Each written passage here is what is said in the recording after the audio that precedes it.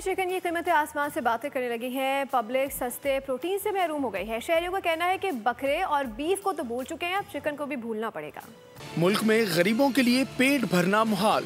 Mutton तो अमीरों के लिए था, लेकिन बीफ और चिकन से आम शहरी भी कभी लुत्फ उठा लिया करते थे। लेकिन कई साल से बीफ तो आवाम की पहुंच से दूर हो गया ही था, अब चिकन भी हाथ से निकल गई।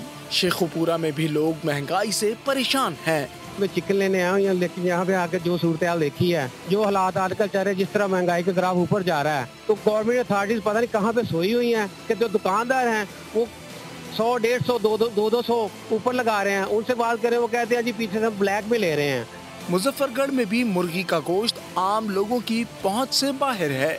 जो 700-800 रुपये दिहाड़ी लेके आ रहा है, अब ये बताओ कि वो 700-800 रुपये में मुर्गी खाएगा, सब्जी खाएगा, क्या करेगा? सब्जी है तो वो भी आसमान से बात है। सबसे अहम मैटर है मुर्गी। मुर्गी बिकती थी 300 रुपये किलो, 450 रुपये किलो, ठीक है। अब 800 रुपये किलो मुर्गी है, 800 रुपये मुर्गी किलो गरीब आदमी किस तरह ले सकता है? मुर्गी थी जो सस्ती थी बड़े गोश्त से भी, जो था ना इसका भी रेट जो था ना आसमान से बातें कर रहा है। अवाम क्या खाए, क्या पिए, हवा खाए या हवा पिए?